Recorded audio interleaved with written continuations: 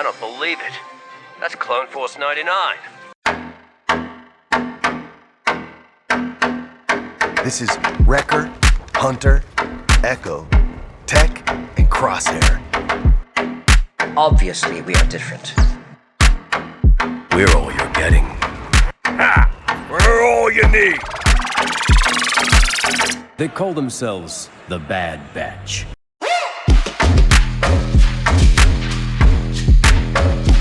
Experimental Unit Clone Force 99. The defective clones with desirable mutations. This is one meeting I don't want to miss.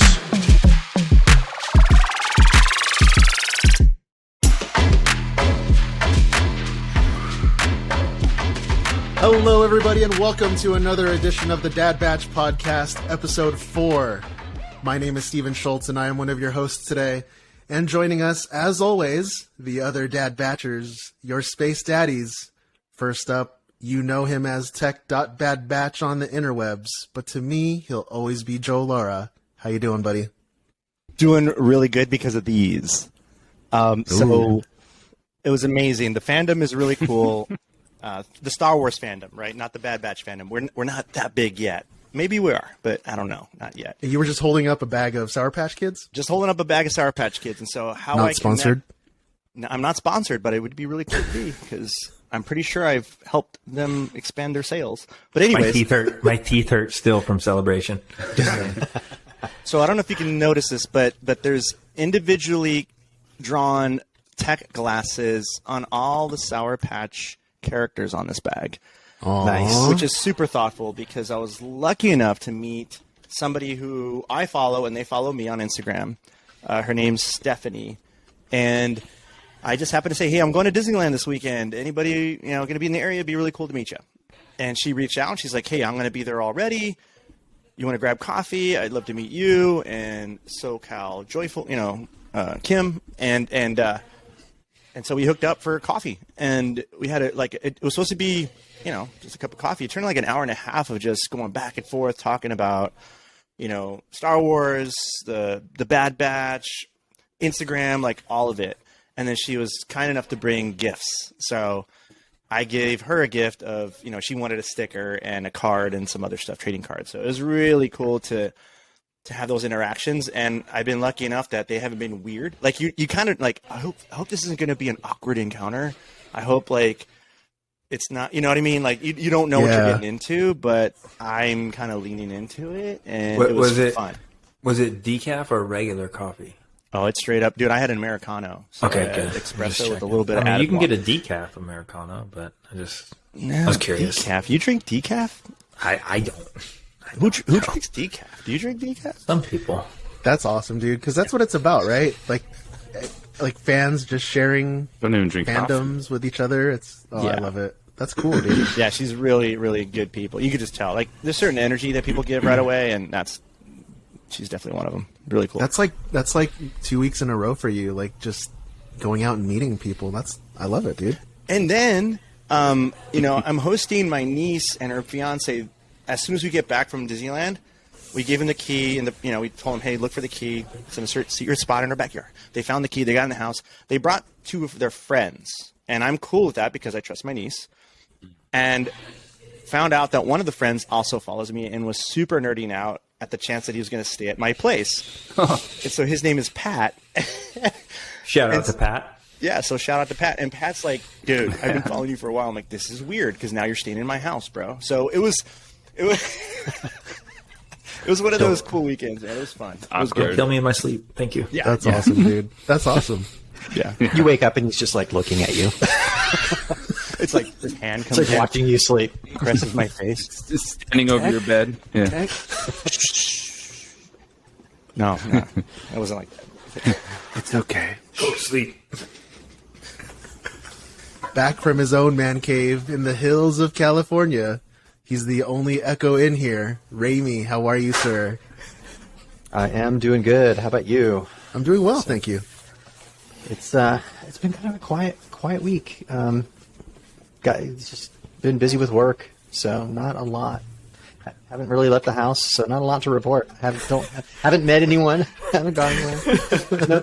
No new visiting creatures in the yard. Saw an owl last night. That was pretty cool.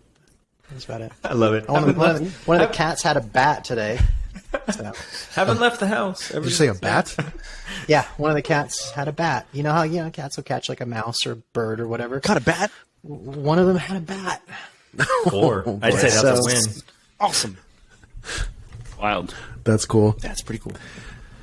Well, it's good to hear that you're having a quiet week because, we might be having not so quiet weeks in the not so quiet days in the coming weeks ahead.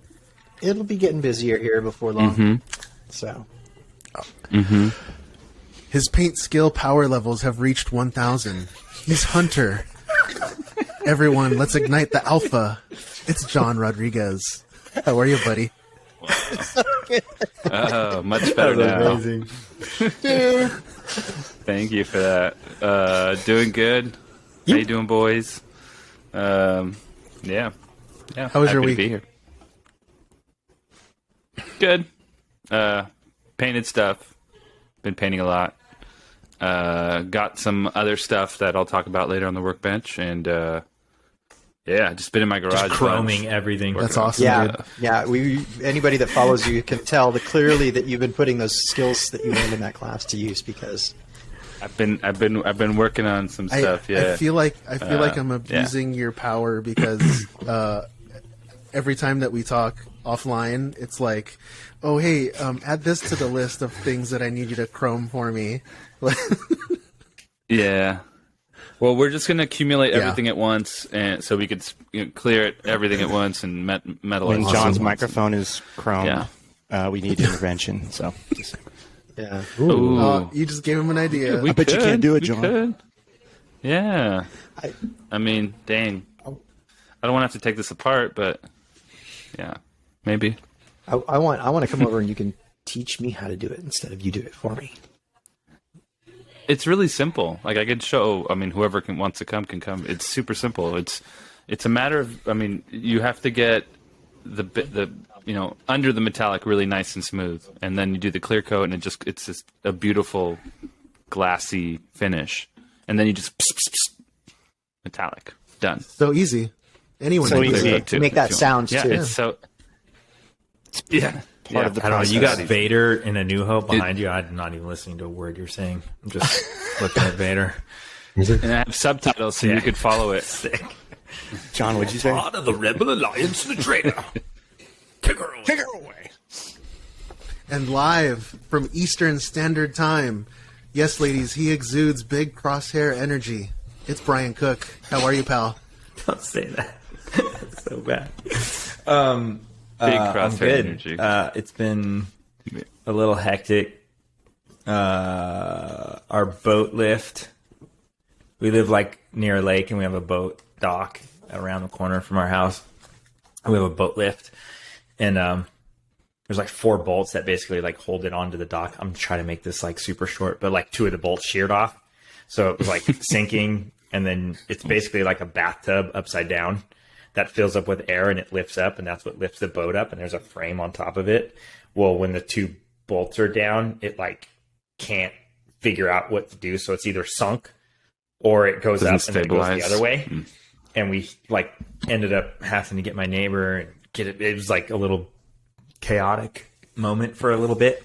But I'll tell a quick story involved with it. So as I've said before, I live kind of like just out a little bit from town. So we're kind of like pretty rural. There's like farmland and stuff like around where I live now. And we go to this hardware store, and it's a super old school hardware store. Like I'm surprised they even take credit cards, but there's just papers and books and whatever. And I walk in and I'm like a sore thumb. Like I got shorts and flip flops on, and I walk in and it's like all old timers, 60 and over, gray beard. Look at this California boy. In work, like, City folk. in like dirty dickies and like mud and stuff all over, and they just turn and look at me, and I'm like, all right. I'm like, this place is sick, but like this is gonna be interesting. So like I wait, and there's 2 guys waiting, and the one guy's talking to a guy at the counter, and the other guy's just sitting here, and he's like, hey, man, he's like, I'm the only one without an accent, too, just so you know, because I live in the South. And he's like, hey, man, I'm not. You're the only one with an accent. Exactly. And this guy's like, hey, man, I'm not. I'm just waiting over here. That's my brother. He's doing whatever. So, like, you go ahead and go on in there. And then they're like, and then he's just a prankster. And he's, like, just cracking jokes every 2 minutes. And then he, like, kind of takes the liking to me. And he just starts talking to me a lot. And then, like, I'm rapping with him for a while. And then they're getting ready to finish. And he's looking at his phone. And he's like, oh, man, this TikTok's going crazy, whatever. And I was like, and he's like, you know about TikTok? I was like, yeah. And he's like, me and my brother made $50. And he's like, and I'm like, what? I'm like, this is your brother? He's like, yeah, it's my brother. They're twins, but one of them had a beard and the other one didn't. I was like, Dwayne and Wayne. My dad's name's Wayne, and I have it tattooed on my arm, Wayne Cook. I'm like, hey, my dad's name's Wayne, whatever. I'm talking to him. Whatever. He's showing me his TikToks. And they have TikToks with like millions of views. So him and his brother They made $50. They have 600,000 followers, but they've got views with like 4, 5 million, 14 million views or something like that. And I Damn, dude, these guys were What are they all doing time. on TikTok? Wayne just dances and like skits and stuff, but like. I want to give these dudes a shout out. They were so awesome. It was the Haneline twins, Haneline twins. These guys were so rad. They're veterans. I was like, hey, thank you guys for your service. Shook their hand. Thank you, Joe. And it was like, these guys were like buying bolts to fix some tractor thing. And then I'm looking on their Instagram and they're doing dances to like, you name it, whatever pop song, like, and they got little skits. They were dressed up as Blues Brothers, doing Blues Brothers dance all time. Dude, look those guys up. 16.8 million? What? Yes, dude, that's what I'm saying. Sith and Ain't Easy getting schooled by Dwayne and Wayne. Oh, it's great, Dwayne and Dude, Wayne. they're like in their late 60s, early 70s. Maybe? Yes, dude, these guys are good old boys, and they are classic, super classic. So look them up, so follow rad. them. That was my having fun. week, and then other than that, I have to leave to Virginia Beach to work for a few days over the weekend. Yes, they are awesome. And Friday is my wife Tori's birthday, so unfortunately I will not be here for that. Tori. But Happy birthday, Tori. We miss her. Deathwatch Girl at Deathwatch Girls on Instagram. happy early birthday, Tori. Wish her a happy birthday on Friday. Happy It's her birthday. That's it. That's all I got. That's awesome. I'm excited for your road trip, because every time you have a work road trip, man, that is just pure gold content for conversations with Crosshair. Like, all that time you have to think on the road, you come back on fire. He's just like, I hate this film. I hate that film. This franchise has gone downhill. This I have one always listened to sucked. movies while I'm driving. Never just liked on that my one. phone because I can't really watch it. It's too small. But I got to finish up the Armor Party. I've been listening to that with Chris Bartlett. Really glad Nice. you guys are back. I need to So listen to Chris, that one. yeah. Yeah. That was awesome. I didn't know Chris was 501st member. So Shout out. That was super cool. Yep. Um, He's the founder, one of the founders of Central yeah, Cal.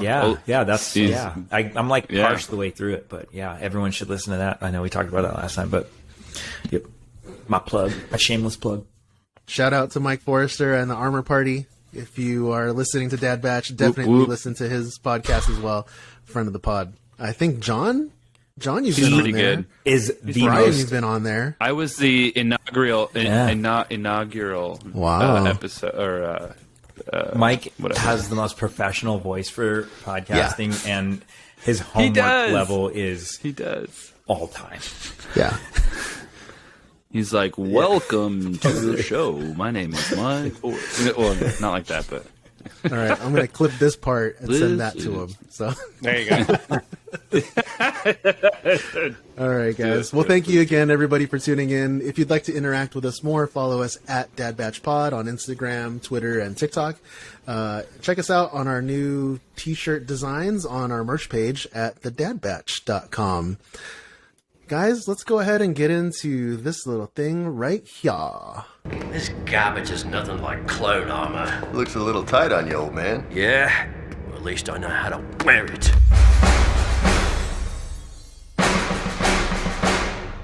That's right, everybody. This is time for the weekly Workbench. Who's working on what? Actually, I want to go first this week. So I built. You went first last week. You do I'm it. not counting. Yeah, I go I'm not first. counting. Go ahead. Do it. Okay. So I finished my Go ether first. from Thor: The Dark World, and then I put like a little Amazon like $13 LED candle on the inside, and it like makes it like pulse, which is really cool. It looks so Thank you. good. And then I started printing the orb for the Power Stone from Guardians of the Galaxy, and I thought I was done printing it, and then it turns out like half of the file was like cut, so I have to like Corrupted. it was the original file was meant for FDM printing, so it was like cut into parts to like accommodate support To fit and all that that kind of better, stuff. Get it oriented, yeah. Yeah, so I mean, I don't want to waste all the resin that I used printing it, so I just gotta sand and bond Figure it out. Yeah, it's a lot more Dang. steps, unnecessary for a resin print. It's totally my fault. I should have looked at the file beforehand. I just was so excited. I just threw it on the bed and hit print. Oh, we've all been there. Yeah. Oh, this is perfect print. Yeah. It looks good though. It looks good. So I got that done. 3 days later, waste. That's the worst part. It's the lessons learned a And day or that's two pretty later. good. I put 4 in days later. I put in Damn. my order for my black chrysanthemum feet. So those toes are coming in very soon. The same maker, right? The same one that did the mask. No toesies. No. Actually, Josh Beckett. We talked about him last week. He has been making Chewie's Chewbacca masks forever. Some of the highest quality masks you can get. And he just, out of the blue, he just was like, hey, I'm making chrysanthemum feet. So I was like, yes, I need those. And he's actually making a Gunji right now. I was going to say, I wonder he's why. making Gunji. I wonder Yeah. why. So, yeah. Rad. I wonder foresee why. sales of the Gunji character Dude, everybody was skyrocketing. screaming at that panel. what is when he that? showed up. that saber's Yeah. been. Oh, Gunji, the been little, hot for a long the time. little Wookiee. Little Got it. Jedi? The little. That's one of my Wookiee, favorite. Yeah. Dude, his It's saber very cool. Super cool. is like Yeah. wood and Yeah. metal. Super- Yeah, got It's like the Probably handle my you've been making, favorite. Crosshair. Yeah. Yes, I have that right here. All right, that's all I got for Workbench. That's Nice. sweet.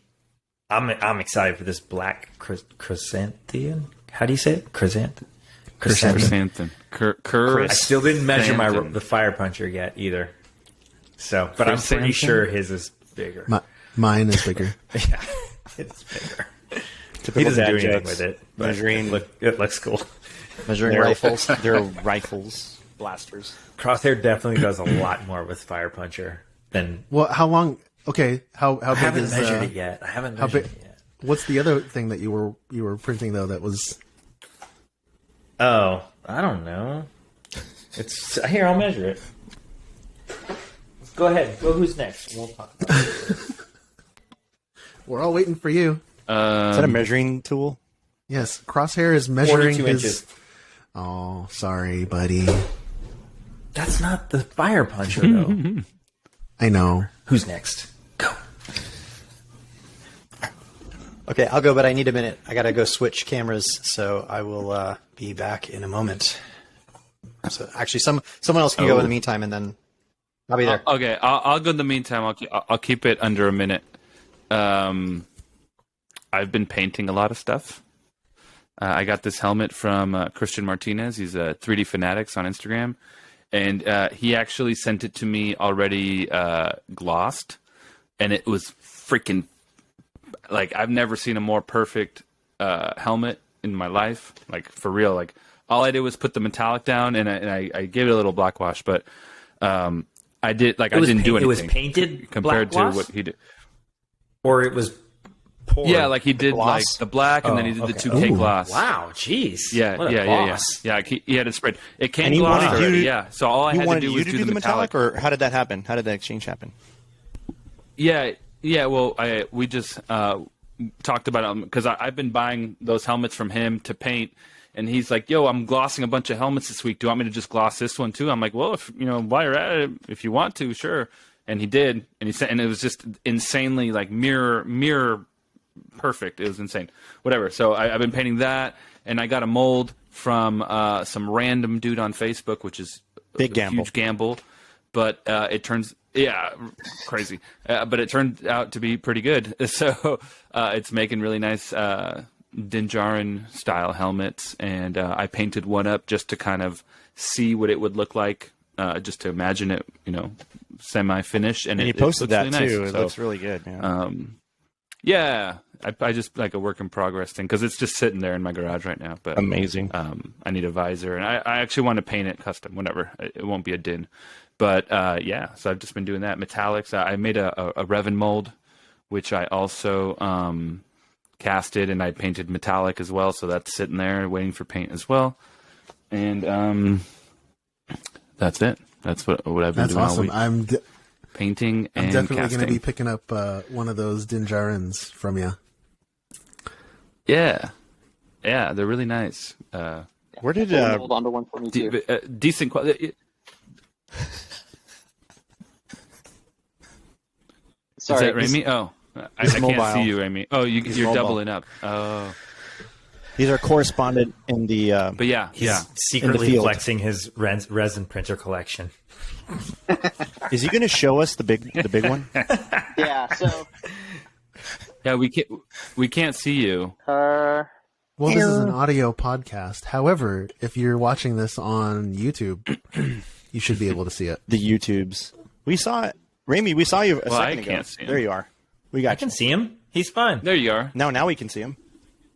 I couldn't see him a is second the- ago. Yeah. is the Me video and Joe. cutting out? No, No, we're you're good good. now. You're good. Oh, it did, but now Okay. you're. Okay, so Hey, look, there's an echo in here. twice. Dad joke. Good. So, Pretty good, Brian. this is the printer that Crosshair has that we've been talking about lately, Elegoo Mars. Bigger version of that is the Saturn, and then the new one that came, which is like, I feel like I could put these inside of each other. And so the new one is this one, the Jupiter. That thing is massive. It's huge, yeah. Looks like an Yeah, oven it's or a wine cellar. the size of an appliance, and it Has its own zip code. it's built like one. I mean, I think I said this the other day. The other ones are like things I bought off of Amazon, and then this thing's a piece of equipment. It's not. You could cook a It's not turkey messing in around. that. Yeah. So Predator. screen is nothing grand. It's the same kind of interface that we're used to seeing on the other Elegoo set printers. But when you get Ooh, I like how inside, that opens. That's cool. You Yeah, don't have to so- pull the Swings cover open. off.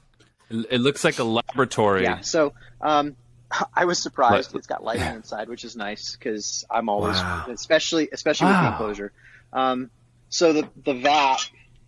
Take the screws out. So the vat, Jeez. big boy. Whoa. It's Look at that thing. I kind my of describe goodness. this thing as like think of the Mars as sort of like your cell phone size screen, and then the Saturn is sort of like an Sure. iPad Mini, and then this thing's practically like a laptop screen. Wow. So, but for anyone on the video, so in the corner of the vat, it has this extra little socket, and you can put these plugs on the bottles, and then they fit in there, and they twist. And so what'll happen is if the bottle's there, it will actually keep the resin level Just gravity fed. consistent height. It's just gravity fed, and as feed, yeah. the print uses up a little bit of resin, it lets a bubble in, and a little bit more resin comes out, and it keeps that process going that way. Wow. You never run out. So, although Wow. as I You What's could run the out. screen size? What's the screen size on that bad Big. boy? don't have it, Is I it don't have it. half a helmet? like Half a 16? helmet. it's 14? it's half a helmet. So yeah.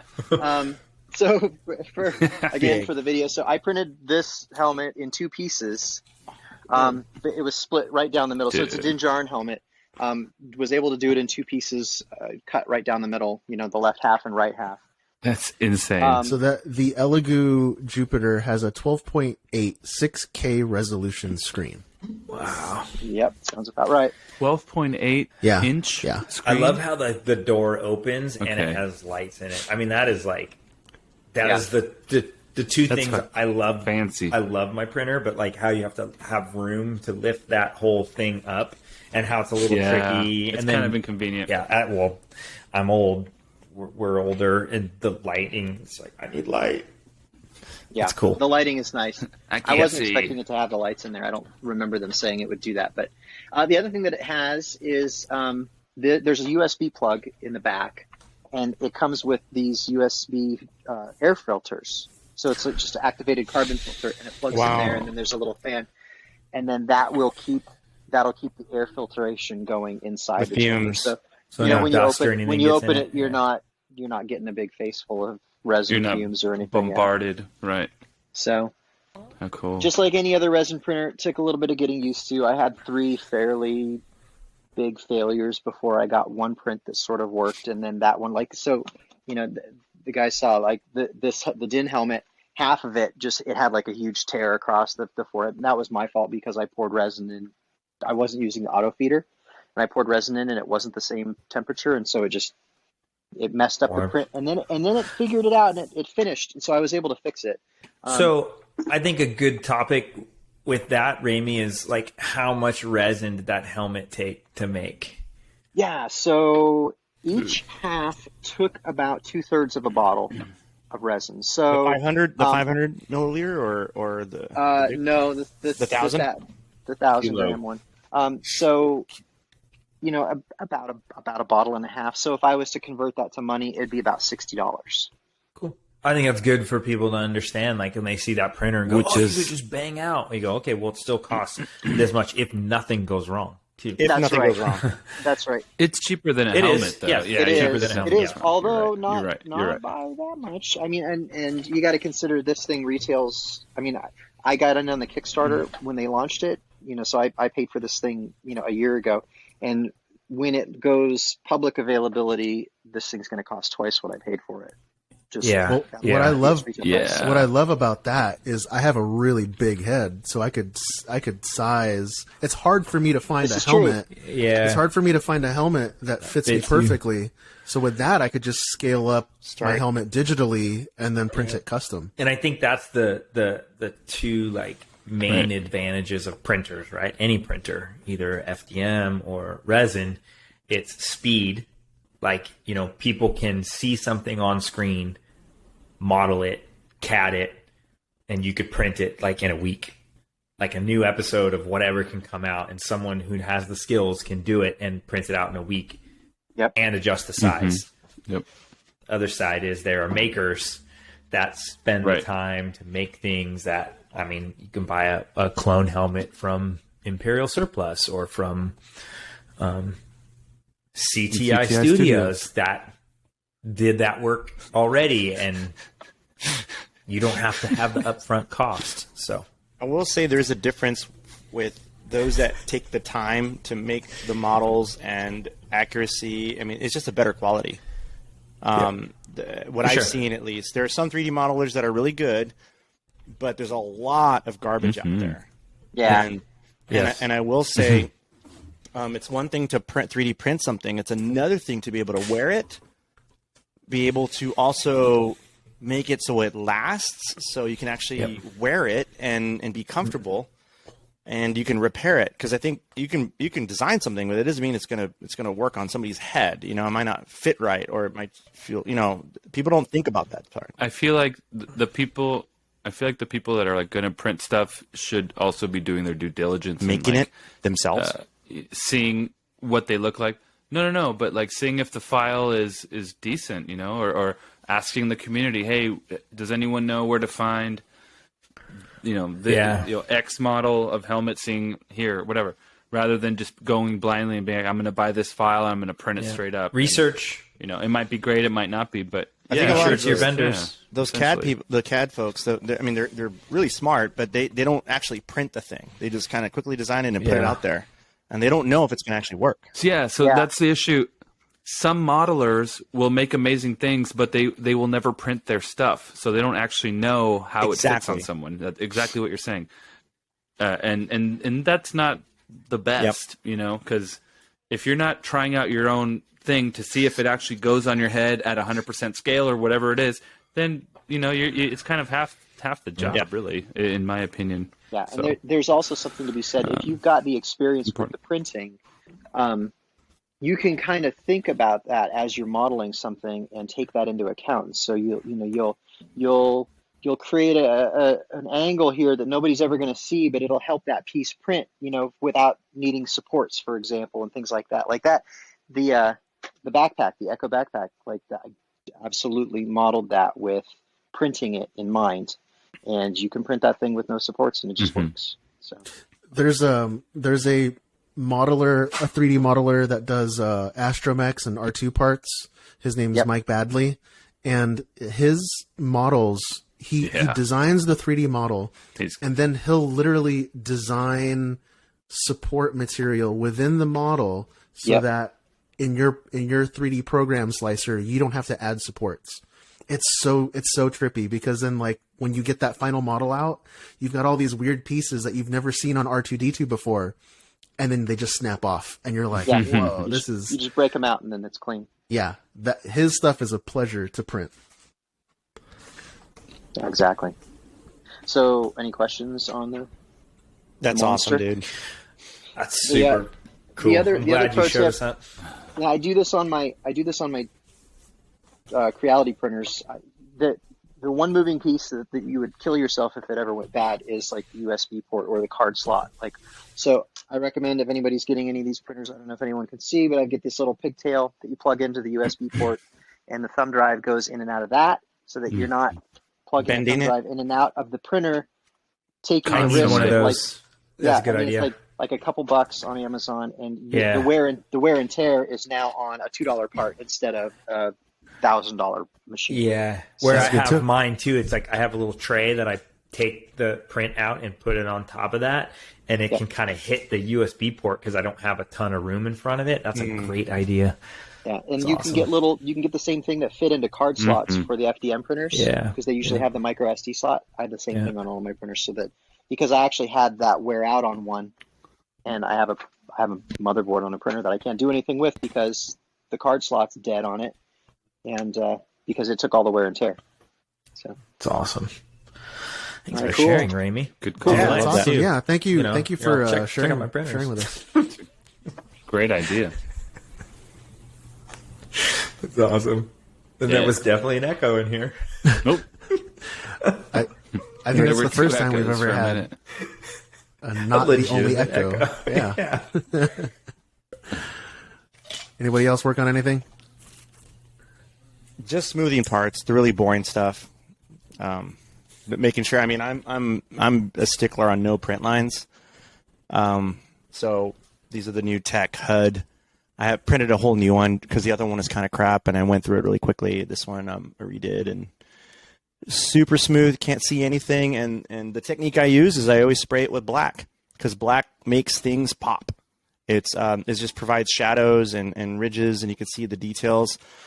I might not use black ultimately. Like these obviously are black for Tech, but I might print color white over it or something else. But black helps the details and the things that need fixing sort of pop, and then I can address those. But yeah, nothing crazy. So you're hitting it with the paint, and then you're sanding it, and then you're hitting it with paint again? Yep. Sometimes I'll, it depends. So I think one of the questions and we'll get to the question part later, but somebody was asking smoothing processes.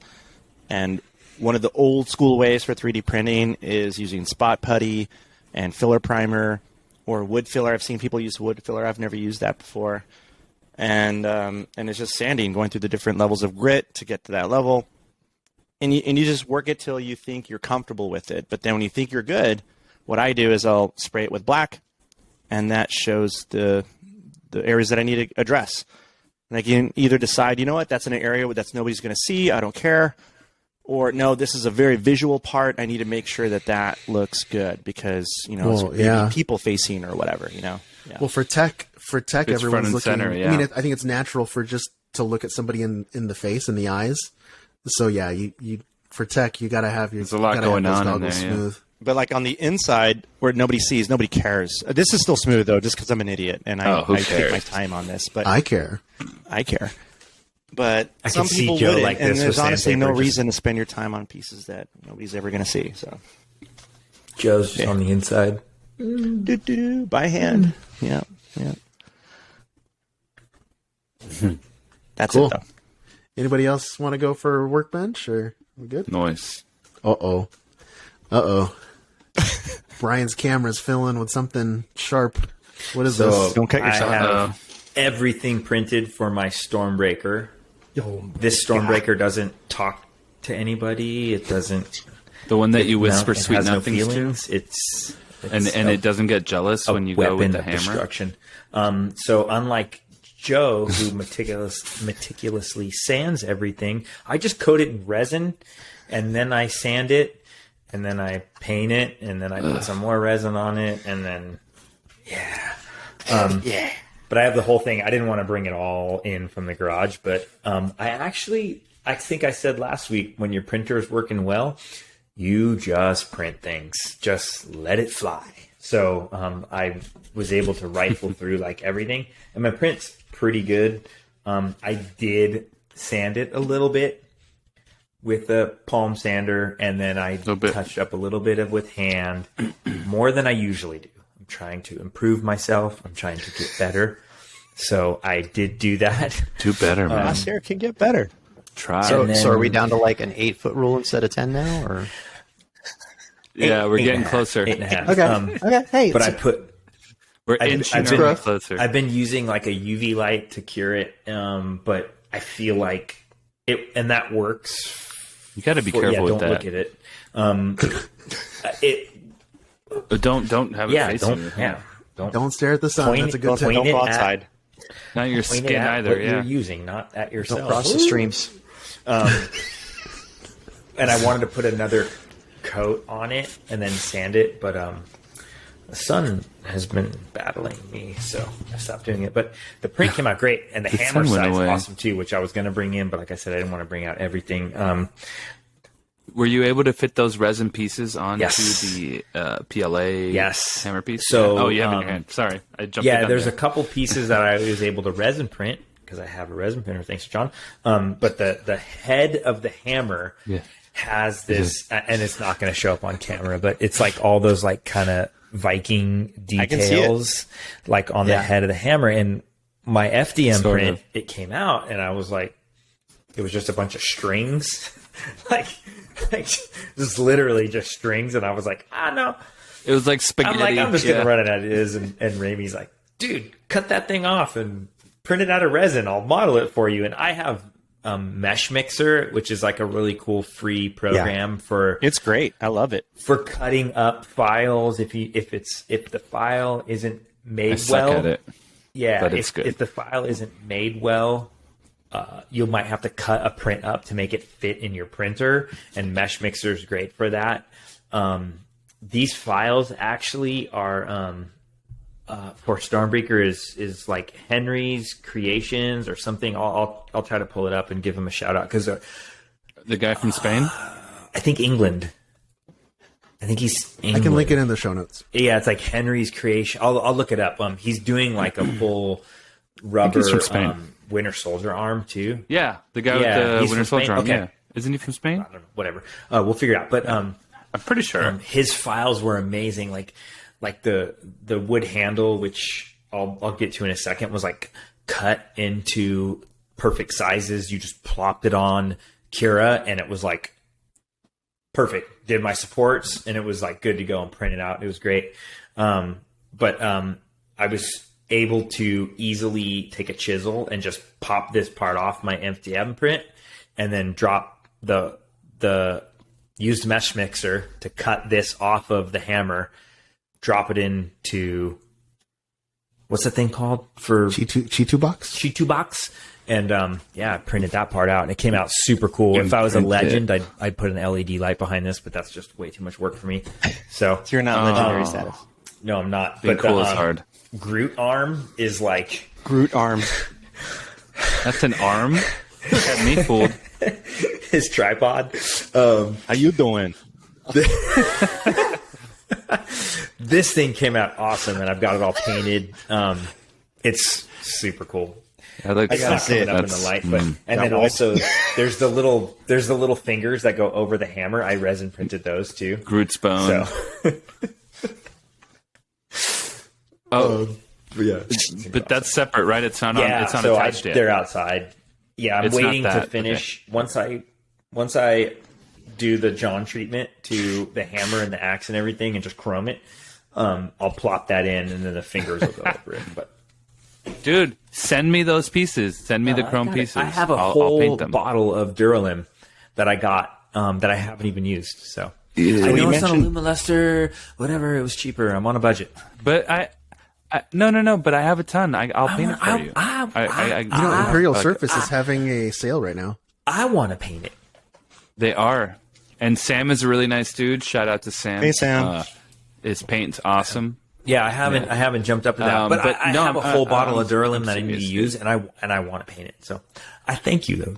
I thank you, John. I'm gonna get 2K since I'm on the 2K train now. Right. I'm gonna 2K it and then Baby steps. Get Baby on that steps. too. So you Yeah, mentioned baby steps. Cura, Simplified, well, Chit2 Box, Mesh Mixer. It might seem overwhelming or sound overwhelming, but there are some tools that you're probably real. going to want to get familiar with, or at least know that you're going to have to get familiar with it if you don't know what 3D printing entails to get the best result. And those are all free programs. All Yes. three of those. Like, Yep. Chita Box is for resin. That's free. Cura is for FDM prints. That's free. Mesh Mixer is free. Mm-hmm. Mesh Mixer is complicated, but you can look up YouTube videos. Tons of YouTube tutorials. And You can learn it. honestly, You can learn just, I think we've said it before too. You just have to play with stuff. Like it's That's how you trial and learn. error. Yeah. That's how you Try learn. it There's out. no like you just push play and it works and everything's gravy. Another one I would say is free is sometimes that, like we said, the STL files, the files are not great. So I think it's Formware. Formware Thingiverse? is a free website that'll fix the file for you automatically. Oh no way. And then you can actually, it makes it better for printing. Sometimes there's like, for whatever reason, the file is I need that. Can you send me that, Joe? Dude, 'Cause totally, yeah. I need Just that Google for Format. my Imperial We'll put it in the show notes. crosshair. I use it all the plates time. that I drop them in a Chuta box and I can't size them right for some weird reason. Formware So- fixes the file. It doesn't resize it, but I mean, if there's Formware. like a problem or an error that won't print, it'll fix the error. Okay. All right. Cool. I'll drop like it in it. chat. That's all I got for the workbench. Wednesdays. Guys, sounds like we're all busy working on stuff, which is good. Busy having fun. Yeah. Not really. I've just been in the paint phase where it's like you just slop some paint on it and then I have to wait 9 hours for it to dry. And then I come back and I slop more paint on it and then I wait 9 hours. You know what's so funny though is like we have our stuff that we're working on for like our constant stuff, like Star Wars. We got all of our Yeah. Bad Batch stuff that we're working on, Yeah. and we have like all these like side projects. Like I got the Infinity Stones, and you got your Thor axe, and Yeah. I rad. did from a Star Wars perspective, I did get these super cool, these are like LED lights that I got, and I was going to try to light up Crosshair's visor on the Imperial Crosshair helmet, and it's just not, I don't know. Not doing what you wanted it to. No, like it did for a second, and then I started moving it around. I don't know. I haven't given up on it because these lights are super cool. They use like watch batteries, so it's really low profile. Watch battery I just technology. need to figure out how to make it illuminate. So I might need to like stick it on something that like pushes the light down. I don't know. Figure it out. I remember Kevin Weir. He did the Purge Troopers and Second Sister, and their visors were lit up. And I remember when Tori wore that costume, the visors illuminated like perfectly, and he said the same thing, that they went through so many trial and error trying to get it, because LED light strips, right? They're those little dots. Like we all know, like LED lights, like they're little dots. So if Just diffuse that's it. why I got to figure out how to diffuse it. Use some saran wrap. Like put green saran wrap on it, maybe Saran wrap. You could use Maybe, yeah. Or regular saran wrap. foil. the or heat gun you could foam use glue. those. The custom saber shop sells foam for making blades. You can just put that right in the same foam. Like in a foam thing, and that diffuses the light, and then glue the foam to my thing. Yeah. To your face. Yeah. Yeah. Hey, Ryan, show the lights again for those that are watching live right now. We got a few people. I'll watching. put it in a headband. Oh, nice. you got live going? Shout out to Joe's live There crew. you go. So imagine Crosshair looking like that. Okay, Two so live just crew. hot It glue looks the LEDs like to your forehead. Yeah, It's like he's working on his Okay. Tron costume. Yeah. Hot glue it to your forehead. Riding this bike. That's awesome. But yeah, look how cool this is. It was like $5 on Amazon. Dude, perfect. Yeah, dude, just get the foam from the custom saber shop. You can it's cut special it to diffusing size light and foam. All right, cool. literally, See, it's just get by thin with a little blade help size from my foam. friends. Yeah, It'll help from You our know, friends. that's funny because I've actually adopted I reckon. Joe's mentality when it comes to like creating things now, because like this what do you call it, the ether, The ether. yeah, the whatever, what is that called? It's the reality stone. Yeah, the reality stone. Power Stone. When I was going through that, I was like, okay, before I even started putting it together, I already had the mentality of like, okay, this is version 1. This is like version 1.0. I'm trying to get out of this mentality of like getting everything perfect on the first shot, because that's what, yeah, I think that's what would frustrate me the most on past builds.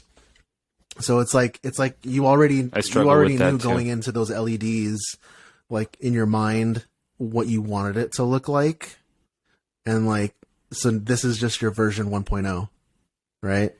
So you just gotta like keep going there, and then you'll it's get it. one of those things that you're like, why am I making this? Because I can. Yeah. And because I love Tori it. asked me that. She's like, why are you making that Stormbreaker? Because I can. I have the Because the files, printers I don't are know. working. Yeah, but Because dude, we do. imagine hanging that up. Because we can. Boom. Well, all right, guys. That sounds like it was a good weekly workbench. I'm excited to see what you guys have next week.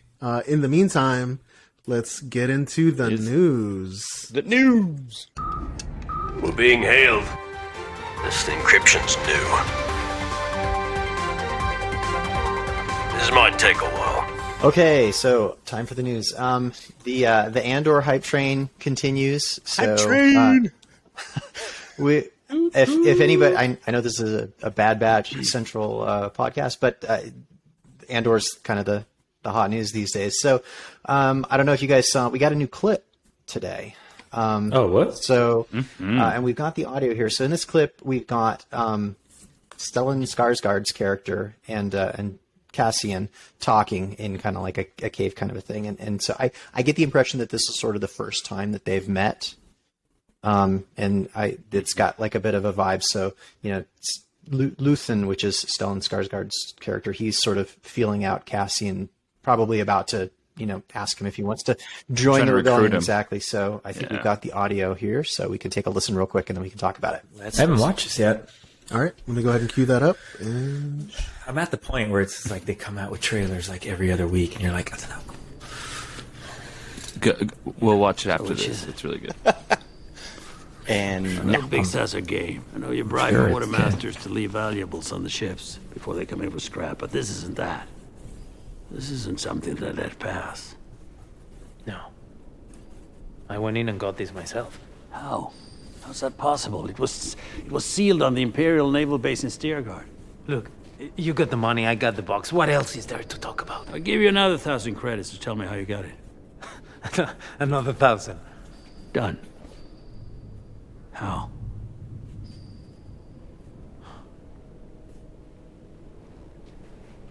You just walk in like you belong. Takes more than that, doesn't it? What, to steal from the Empire? What do you need? A uniform, some dirty hands, and an Imperial toolkit. They're so proud of themselves. They don't even care. They're so fat and satisfied. They can't imagine it. Can't imagine what. That someone like me would ever get inside their house, walk their floors, spit in their food, take their gear. So stay away from the cafeteria after Castian's been there. Clearly, He's gonna spit in your face. I have to say this, John. If you do not build a Cassian costume, we cannot be friends anymore. John, isn't that don't you already Really? tell Yes, the, John. don't you already tell everybody? Come on. You got the money. I got the box. Don't you tell that to everybody anyway? Come John, on, build, dude. build it. Not I can necessarily, but see, Dave, I've just known you long enough, and I've heard you speak We'll see. Spanish, and I've heard you John, speak build like it. Portuguese like so much. Like Build it is it. like, come on, you have the hair.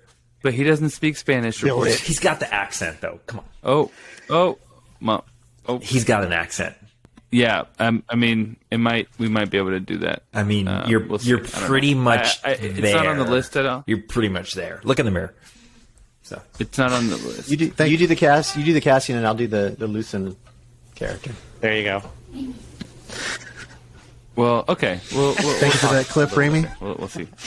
We'll see So what's going on. one thing of note in there. So Luthen mentions Bix at the Bix at the beginning of that. It's if you watch it with the subtitles, you kind of pick this up. So Bix Kayleen is the character name for Adria Arona's character. So that she's I don't know what part she plays, but she's one of the cast members listed, and so that's a reference to one of the other characters that we've seen. So yeah, I mean, that dialogue that you hear Cassian's talk track in that is pretty much the talk track that we've heard in the other trailers that we've seen.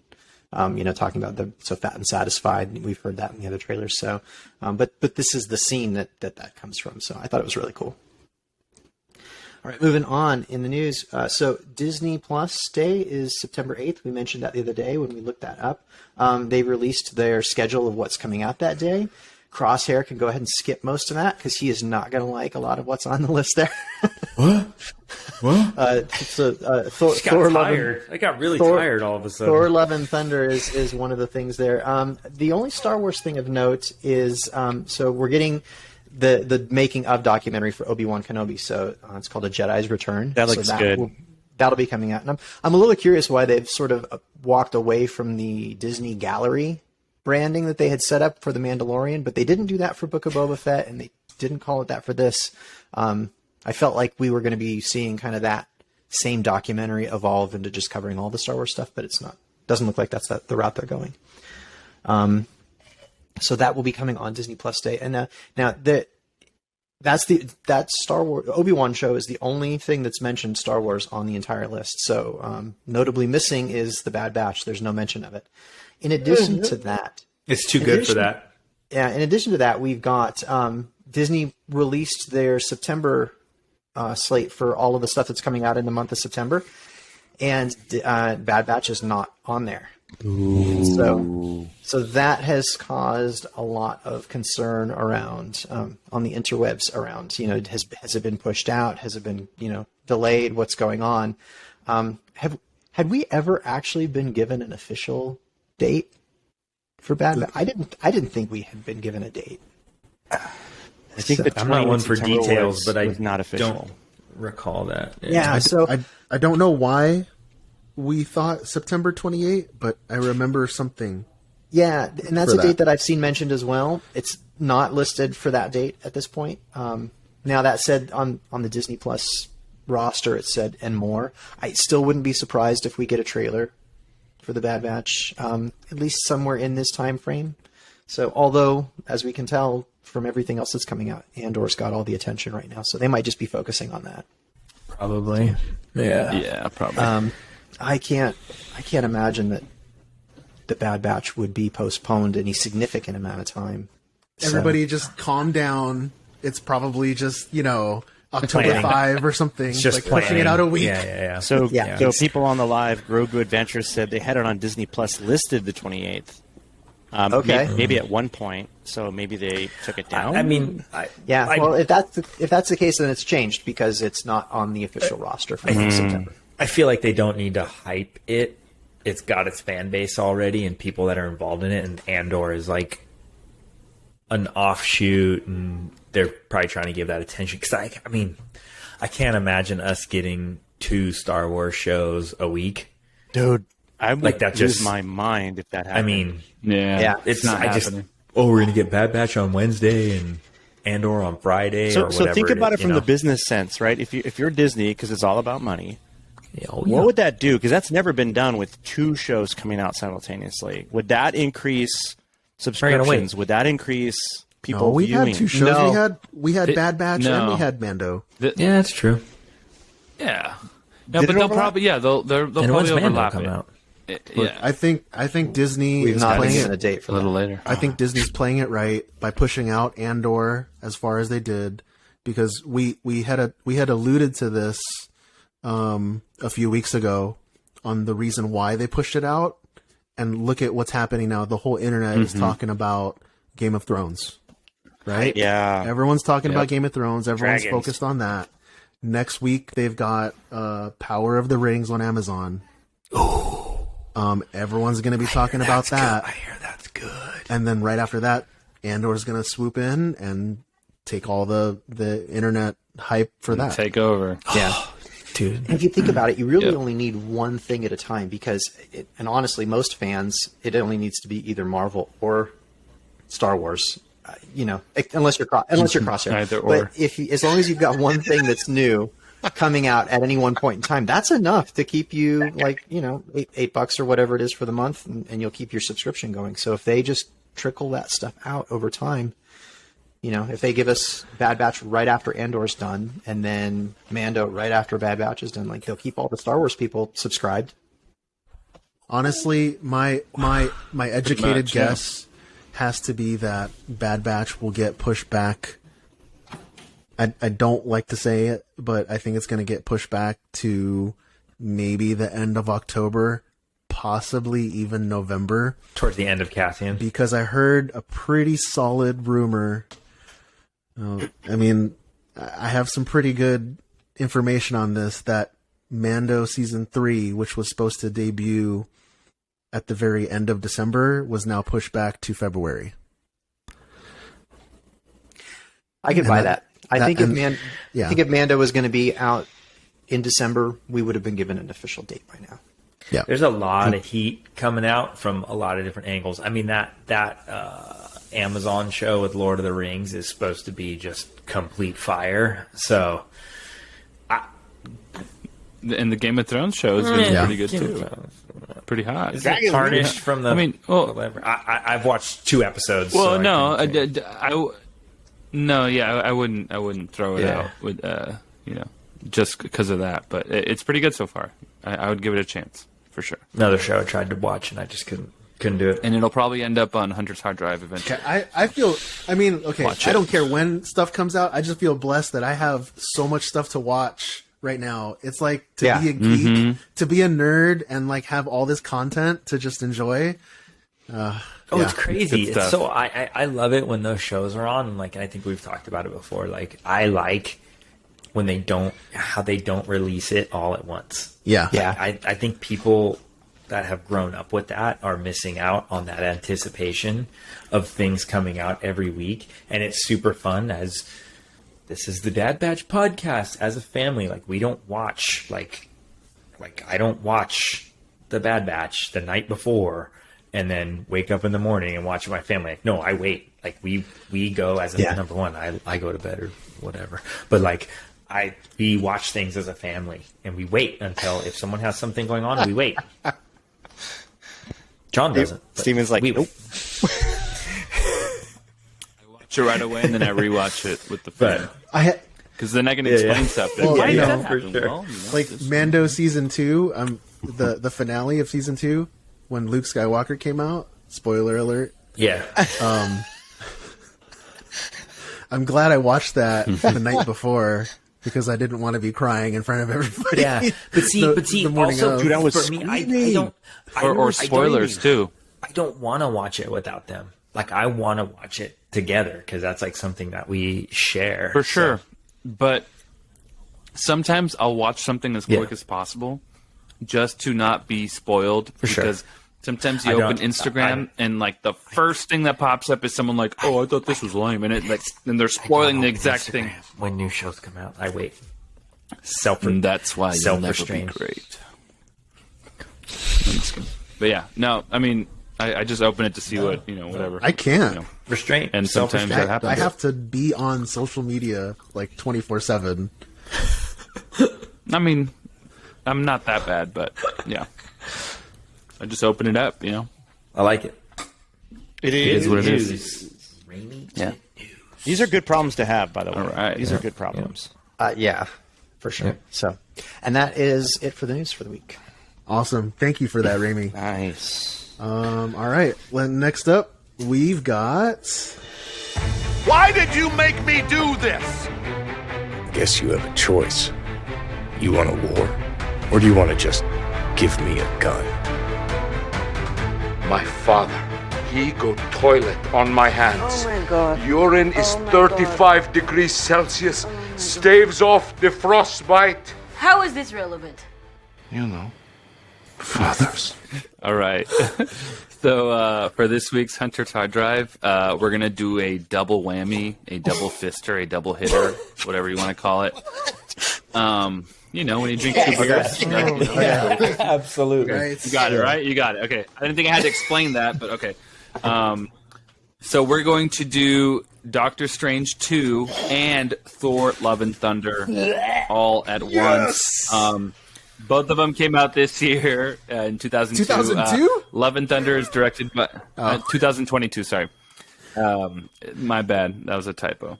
Is somebody backing up a truck? Taika Waititi. Smoke alarm Yeah, going off. my neighbor seems to be my neighbor's home, guys. My neighbor's home. Good enough. In case you were wondering. It's far more exciting than what we're about to talk Anyway, about. So. Anyway, yeah, and Doctor Strange was directed by Sam Raimi. Also came out in 2022, and I'm just going to say really quickly and very briefly, Doctor Strange, I expected a little more horror. It didn't happen. Are you, Brian? Can you mute? Are you okay? Yeah, do that. All right, so, yeah. Doctor Strange 2, I wish it was a little more scary, but it was not terrible. Not what I expected, but it wasn't bad. And Love and Thunder I actually liked. I did also expect more from it and more from Gore, the God Butcher, but I did enjoy it, and I'd like to know what you think, Tech. Tell me what you thought about. Well, actually, both I of think those. I'm with you on Doctor Strange with more horror, because that's how it was kind of. I mean, it's kind of like, hey, I want to see a violent Batman, or I want to see this, and we're kind of expecting the same thing with Doctor Strange. Really, like, out of your chair. I mean, it was. There were some scary moments, but it was almost. but It was wasn't- tamed for like a PG-13 audience, almost, and I think that was a little bit of a letdown. But on the entertainment side of things, man, I mean, I'm easy to please, so of course I'm going to say I like it. I don't want to keep it.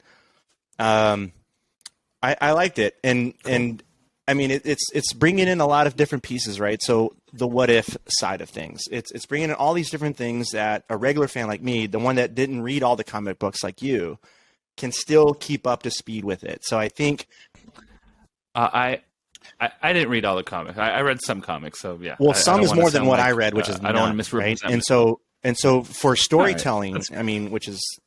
I mean, these are audiences that most people didn't watch, didn't read any comic book. They're just kind of like walking into it because they like Iron Man or they like Hulk or these recognizable characters.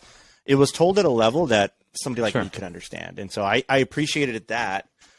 I thought it was great storytelling just to see all those different pieces. And then the multiverse, it kind of explained a little bit more. And you could just, it blew my mind that you can go anywhere. This movie kind of proved, besides What If, you can go anywhere. You can literally go anywhere. Mm-hmm. You can tie any universe together. There's really no boundaries to it all. So I thought that was kind of cool because it just opens up more opportunity to tell more stories. Yeah. And what about Love and Thunder? I liked it too. I thought it was a little quirky. I mean, it kind of mimics the director's style, right? Yeah. Oh, campy. But I liked it. And anytime the Guardians are in, I'm down. Like I'm a huge Guardians fan. And I was grateful just to get the little bit I got. I'd like to see more. It was brief, but whenever they're there, nice and sweet. it's instant like laughter. And then I would have liked to see more. But it's not about them. It's about Thor. So I thought it was good. And then the kids, when the kids came out, oh my gosh, dude, I thought that was a highlight of the movie for me. Watching the kids just go off and get all this power and energy and just start wailing on the enemy, I thought that was so rad. So I'm down. Yeah. Right on. All right. Thank you, Joe. Steven, what did you think of both of those films? Okay, so Doctor Strange. This is. I first of all, I loved the movie. I love what we got. I'm. If I had to give it like a rating, I would rate it like an 8 out of 10. I mean, you don't have to, but okay. But. Cool. And I don't want to validate anything that Crosshair has been saying. Okay. Dude, ignore him. Smiling. Don't even worry about it. It's fine. I pay you say I pay what a you wanna lot of say. attention to these movies. Anything that, whether it's Star Wars or Star Trek or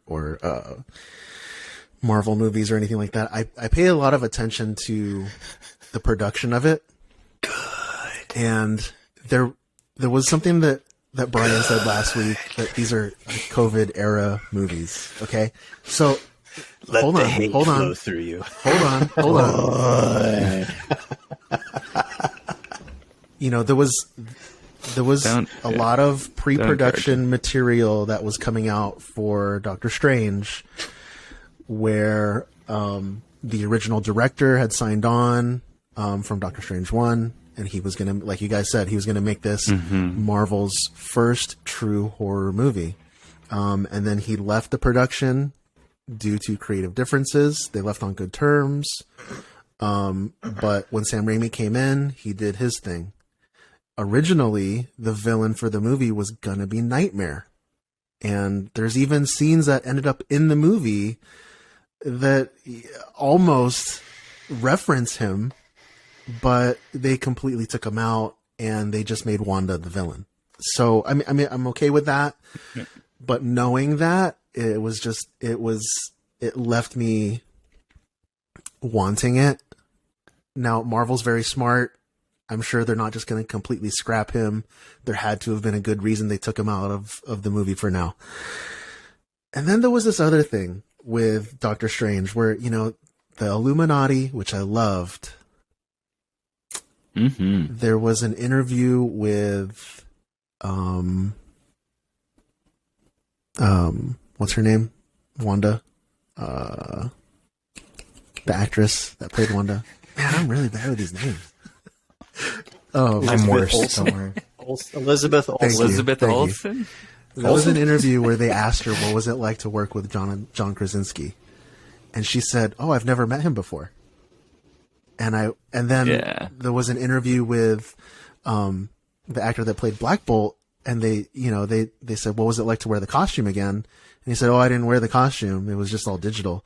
So then I did a little more research on it, and it turns out the entire Illuminati filmed their scenes separately, and nobody knew who was going to be in the movie. Nobody knew who was sitting next to each other. Elizabeth Olsen didn't even know who she was killing in whatever scene. They just said, "Oh, pretend like you're lifting somebody up." It was all editing hands. And so for me, I mean, these editors and these post-production people are absolute geniuses and artists on their craft and what they do. But in the end result for me, it just felt a little flatter than it should have been. I could see that. But I think flat or forced, like they're trying to push something, or no, definitely a little flat. And like they missed. And I don't know if that's just because my expectations were so high, or if that's because of the end result, the way it ended up. Ultimately, for what we got, I like it. Kevin Feige and the Marvel team are very smart. This movie almost reminds me of Iron Man 2, because Iron Man 2 was the original first movie of the phases, the quote unquote phases.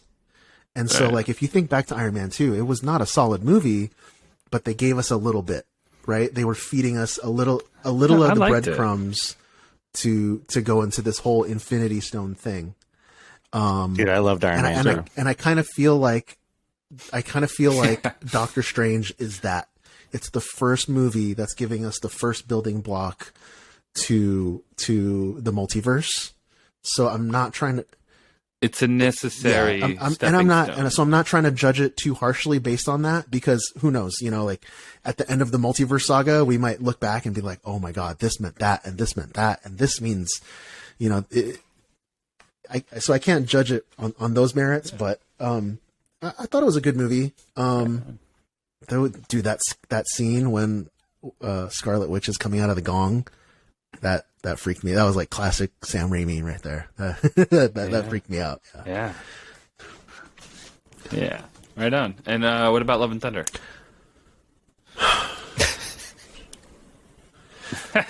Again, I don't like to validate too much of what Brian says. You have done well. I mean, it's only these two films that he probably didn't enjoy much. So far, let me just real quickly before you go into that. We'll get there. I feel bad. This is my time. This is my time. I know. I shit on. This on is my Peacemaker. time. I know. Go ahead. You shouldn't. I was trying to apologize. This is my time. Thank you. Yes. Okay. All right. Yeah. Save your apologies, Brian. Save your hate. Get there. Just wait. All right, go ahead, Steven. Sorry. For me, I love the movie. I love all the jokes. I really did love everything about this movie. The only critique that I have of it is that it felt like it was too much of Taika. I love all his other projects that he does. Like our banner, our flag means death. All the vampire stuff that he does too. So I love all of his stuff, and I love his humor. This one just felt like the producers gave him too much creative freedom. Is there an example? I mean, I don't want to put you on the spot, but is there like something that you saw? They were like, I could have probably maybe not spent so much time in that, and just kind of moved on and got to the point. Is there anything that stands out, or it just felt like it was just so many of his jokes, so many of his one-liners, and his quick quips punches or whatever. and jokes. Yeah. Quips. For me, the movie didn't really start to feel like a Thor movie until Jane Foster was in the hospital, which is pretty much towards the end. So maybe I heard that the movie got cut down about half an hour.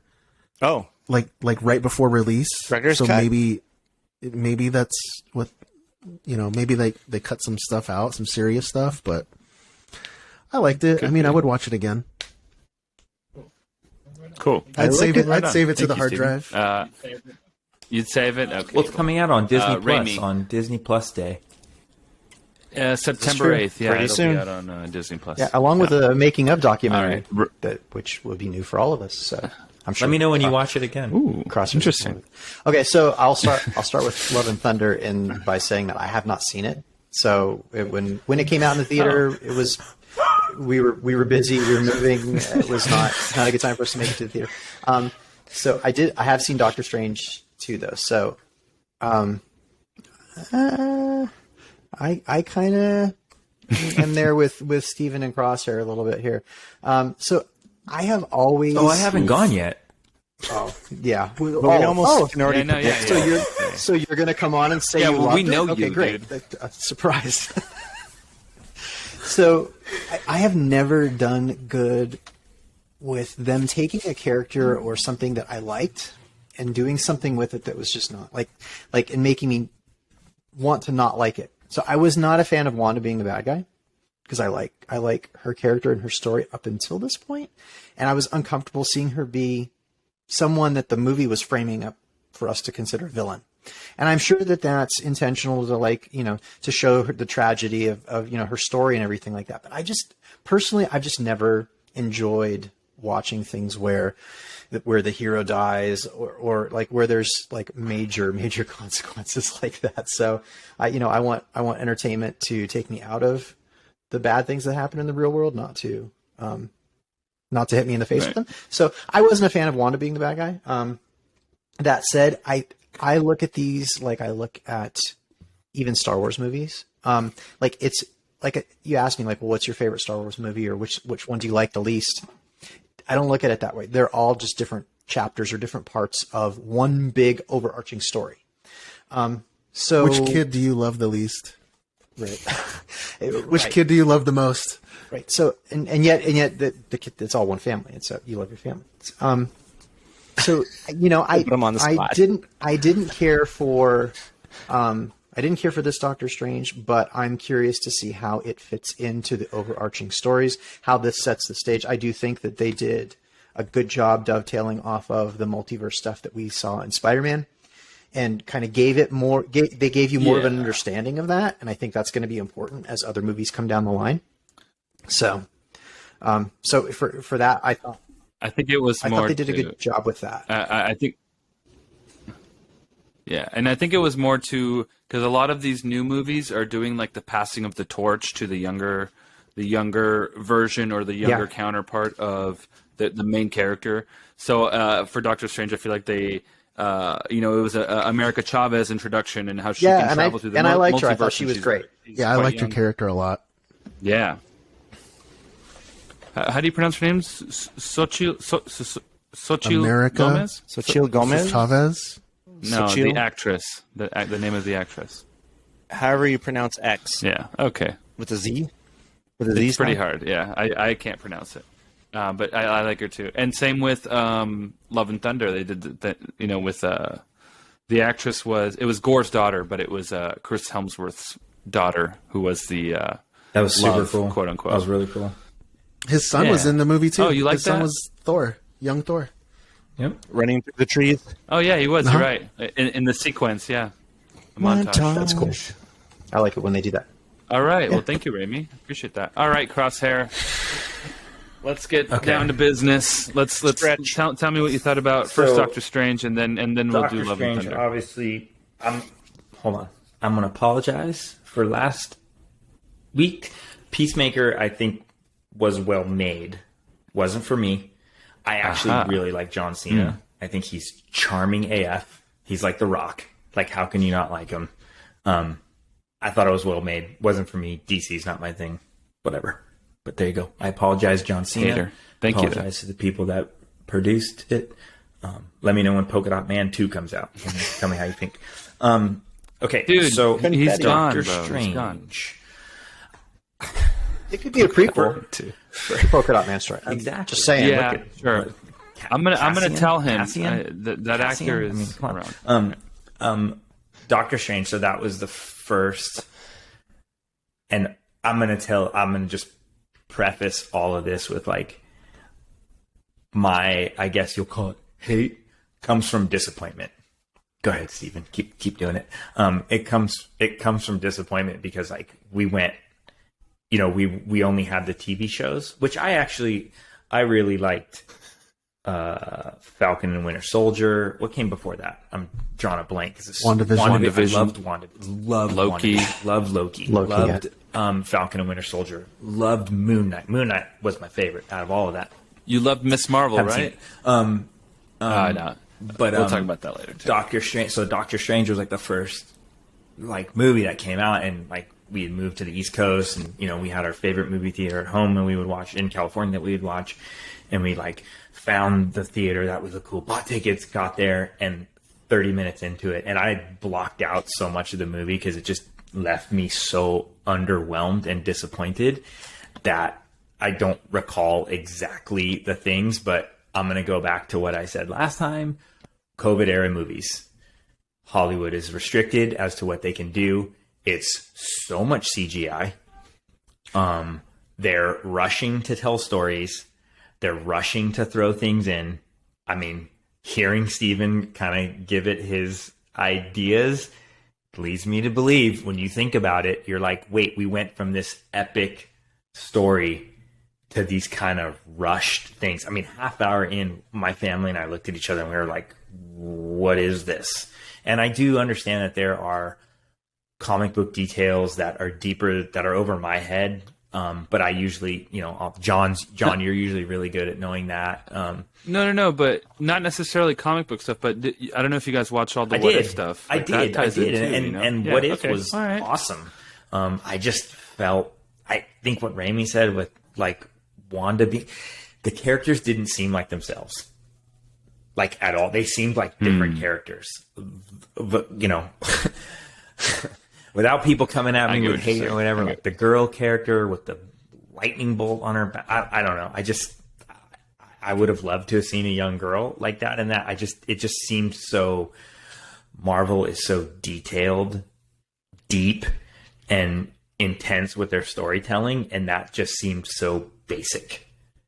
Here's a girl with a denim jacket with it. Oh no, it was a star. The star. Like I just didn't, it didn't, it didn't. And yes, you can go back and, but that's the character. I understand though. that that's you can go back and pull from comics, but also guess what? When you pull back and go look in comics, they all had tights on.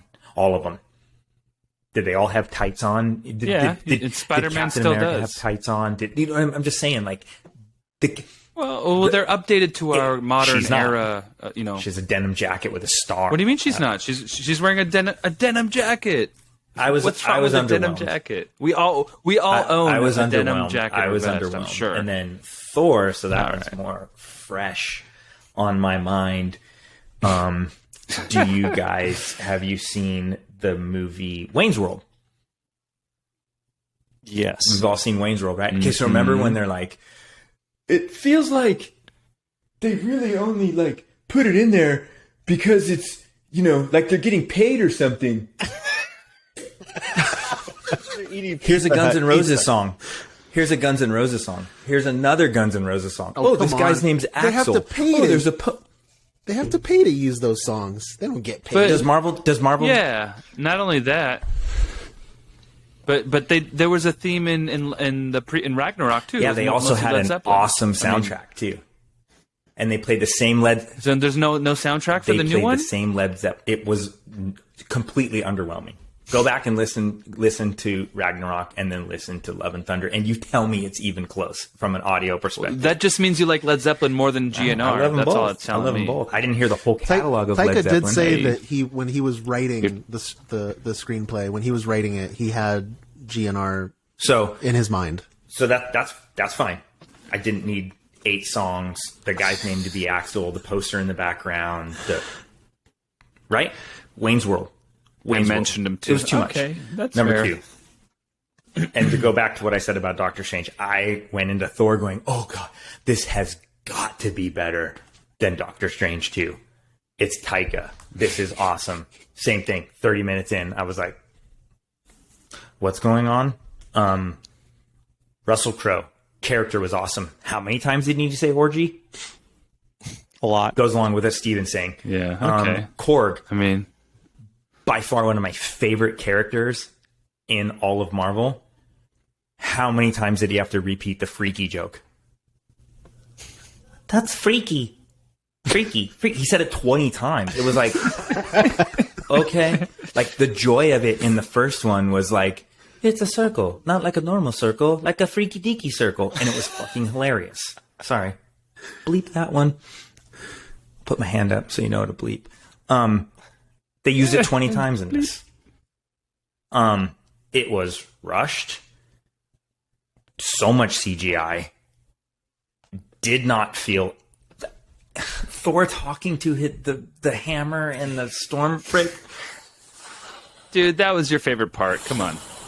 You loved the sweet nothings whispered into Stormbreaker's. Dude, honestly, all hammer. of this comes from disappointment. It just comes from disappointment from what I thought was going to be amazing. And I'm not going to go into detail too, but there were things that happened in previous Marvel movies that they basically rewrote in this one to fit some sort of social narrative. So there you go. That might get me in trouble, but whatever. So all right, well, I appreciate the blunt honesty on if you like the films or not. So that's it. That's it for Hunter's Hard Drive. Apparently, you're not keeping it on. You're deleting it. I assume, I'll try to watch it when it comes on Disney Plus again, but I don't. No, you won't. All right. Anyway, all right. Thank you. So that actually that leads me into a question that I have for you guys. What do you guys think about Taika taking over a Star Wars movie? So he's actually writing it, and I still have faith in him, and I believe he can do. I like Ragnarok. Star Wars justice. Yeah, and I I just feel like until we get out of this phase of when they were there's a reason why these movies are so much CGI. They're rushed. Because they're restricted as to far as what they can do. So I would say honestly, like, Prey is probably one of the best COVID era movies that has come out. And that movie's not great, but it's good. Like, that has been produced and made under these, like, there's a whole laundry list, and that this goes into society that we can go down to that we don't need to. Brother. You know. Let me ask this, and I, for our listeners might remember, I still haven't seen Prey. Yeah. Was it so? How big was the cast? Fairly Small. Limited number of people. Yep. Probably 10. 10 and was it filmed on? Or maybe was 15? it filmed in a location as opposed to on a studio? Okay. Yes. So you've got a small number of location. people, and you've got a location. So you can you basically built-in quarantine those people. So even during COVID, the conditions of filming that aren't really any different than they would have been had they not had the restrictions, because those folks are off on a location together while they're filming, small number of people, not a lot of people coming in and out. So in that example, there probably production was probably very normal on that one. Yep. And I'll say that the productions that the kids work on, like, they're still testing, like they still have to go test the day before. And my daughter, my youngest, went down for a test today, had to drive all the way down to LA for a test. And they got there and they're like, oh, you didn't get they canceled your part. You're not, you drove all the way down. At least they got paid to do the round trip at least. But yeah, I mean, it's just, it's crazy. It's still, I have not seen, for as much as the rest of the world seems to be trying to get back to kind of doing its thing, I have not seen the production stuff change from our side. It's still the same process behind the scenes as far as all the COVID procedures. I have faith Taika can do a good job. And then just to backpedal real quick, the actress that plays Valkyrie, I love her. She's great. She was cool in Love and Thunder too. To say something positive. I think he's going to be fine because of what we saw in The Mandalorian. He did a great job with. It's true. Yeah. Which episode was it in season 1? It was when he puts Natalie Portman in it, it'll be great. He's like, you should be in one of the Star Wars. We've already seen films. him with Star Wars, and it's been great. I have no complaints from really any of the directors for Mandalorian. So my only concern is that he says freaky in it. Like when 5 times? When he came in to do Star Wars, he was directing something that somebody else wrote. When he came into Marvel with Ragnarok, he was a new director coming into an established world. Whereas with Love and Thunder, he was given complete free reign. So, with the same thing with this new Star Wars movie. But look at the difference. With this new Star Wars movie that's coming out, he's been given complete free reign. So, I don't know. It's just, I'm just earmarking it right now. Something to think about. Yep. I mean, that's kind of, I get it. It's kind of understood, like when you go back to the original movies, right? When you have Frank Oz, that one is it's different. It just hits different, right? Compared to, George or whoever else, like there's always this style and flavor to it. And it's definitely pulling people in. It's not Crosshair's taste right now. It's okay. It's not his. Dude, Moon Knight was. Yeah. Don't jump the gun, buddy. I'm still watching it. I'm on next week's Hunter's Hard Drive. I'm you're watching it. 3. Well, I'll announce it now, so people maybe want to watch it too. They can. So next week is going to be Moon Knight, another doubleheader, double whammy.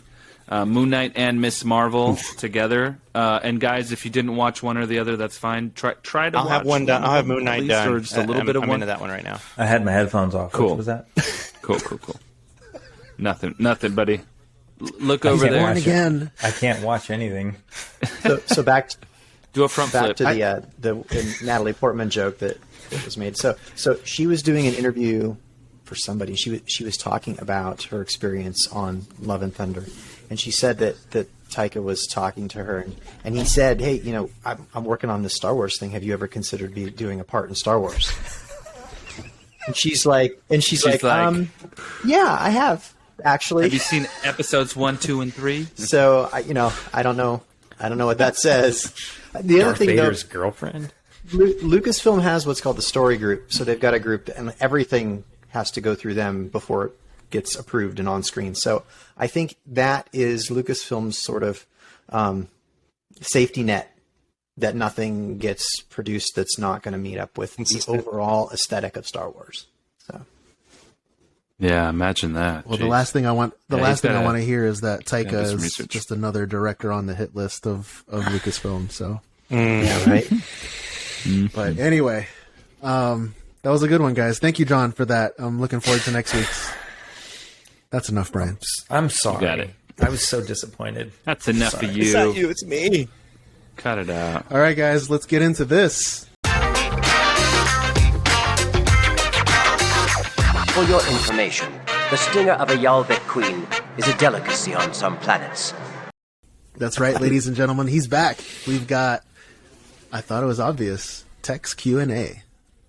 So I asked the question, or I asked for help from the audience today, and I got quite a bit of things to ask this group. And then I realized, when listening to the last time I did this, I didn't answer myself. I just posed the question to you all. You did. I didn't know that. It was my wife that said, "Joe, you didn't answer any of the questions." I meant to call that out. Yeah. Well, I guess no one you did, guys yeah. did, but I didn't. So I'll go ahead and go first on this first question, which is, it came. And how many questions are you asking? To be determined. As many as he wants. One. We'll start with one, and then I'll go off of Steven's cue. Wait, He'll do that producer thing. Okay, okay. They do. Wrap it up, B. Wrap it up. Condense it. All right. So the first question came from Brent Hobart. Are all the kids, because we are the Dad Batch, are all the kids into Star Wars like the dads? Right. And I know, John, your little one is tiny, but Yeah. So my kid is only 3, and she's into it. Like, she has her own toy Darksaber, which she actually loves, and she totally plays with me in these NeoPixel sabers. We light them up and turn the lights off, and we go ham, and she loves them. She's not super into the shows or the movies yet, just because she's into her own little cartoon. She's 3, right? Little She's kid tiny. cartoon world. Yeah, she's 3, so she's not ready for blasters and hands being cut off and stuff like that. People getting burnt. But she does love the lightsabers. So yeah. So I would say she's into it as much as that, because when she sees it, she flips out. And so, then I guess we could go up to ages, because Steven, you'd be next, right? With your 2 little ones. So my 5-year-old, I might have made a mistake because wait. There's no mistakes with Star Wars. Well, so from literally 45 minutes from being birthed, he was wearing a costume, a Jawa costume. This is true. That Raimi made for him, actually. I remember the pictures. Yeah. What? Yeah. 45 minutes after he was born, Raimi and I put a Jawa costume on him. Was he still covered in slime? That kind of just wiped off. We made the costume in such a way that it could actually be laid over him and not eggs. actually put on him, so that he would still. But he Yeah, looked like the a real repo Jawa. sets. So cutest Jawa ever. Literally from the first hour he was born, blue milk on I've his been trying to force Star Wars onto him. I've recently kind of pulled back a little bit because he's been really into Spider-Man and Marvel stuff. And I once I saw the initial resistance of him not wanting to do what I'm trying to force on him with Star Wars stuff and go to his own stuff, I pulled way back so that he doesn't reject it. So you know, good. As of right now, he loves Bad Batch because he sees Tack. He sees he'll say, Tack. "Oh, Dad, it's you." Yeah, that's the best. And he knows the 4 of you guys. He will call the characters on the TV you. you know, and vice versa. So he identifies Star Wars like that. Now, my younger son, who's 2, who's a byproduct of this entire pullback of Star Wars, he's kind of like, he'll come into my office and he'll just point at things and say, Boba Fett, Darth Vader. And he's doing this on his own. Intelligent. So I'm thinking that if I keep it away from him until a later age, maybe he's going to be like, oh, what's this really cool thing that Dad's into that he keeps away from me, right? So I'm going to kind of experiment with this kid on that way. Reverse psychology. Yeah. You went one way. A different approach. You have 2 kids, right? So one approach, let's try it again with a different way, right? Exactly. Yeah. But that's good on you, though. I mean, as a dad, as a parent, I should say, not just as a dad, but there's a balance because you get excited with things, and there's things, maybe it's sports or maybe it's, for us, it's Star Wars and this nerd culture. There's a balance with introducing it to them, making it accessible to them, but the excitement, you can't force the excitement. You can't force the feeling that we have. So it's touchy, right?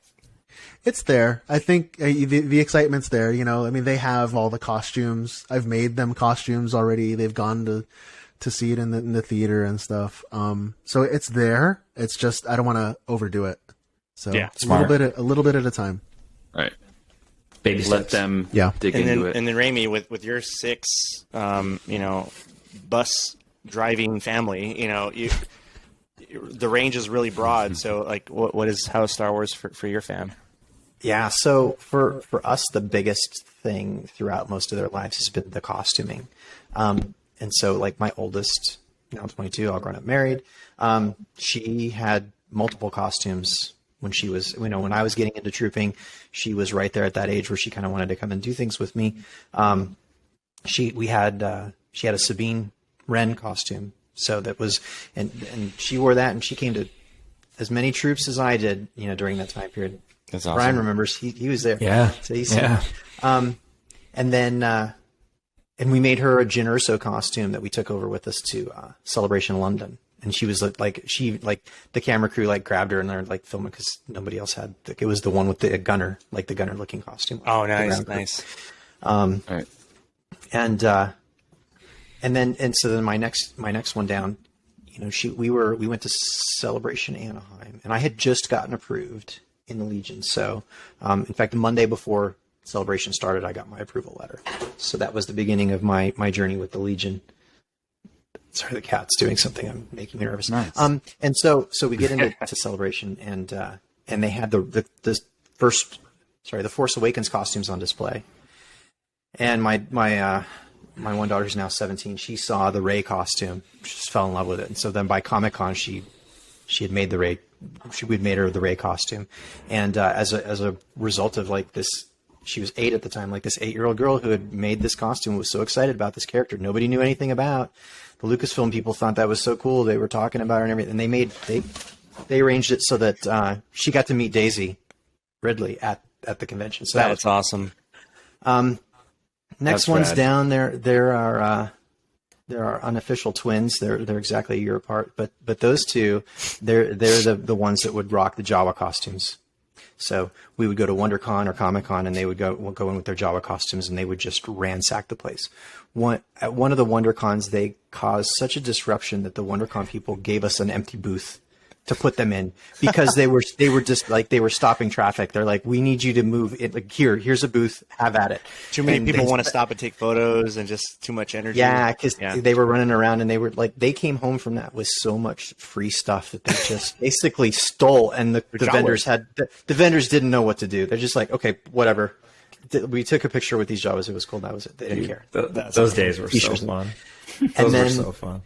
Yeah, and then the younger two, they've got, they're about a year apart. Son's the older one, and the youngest one's a daughter.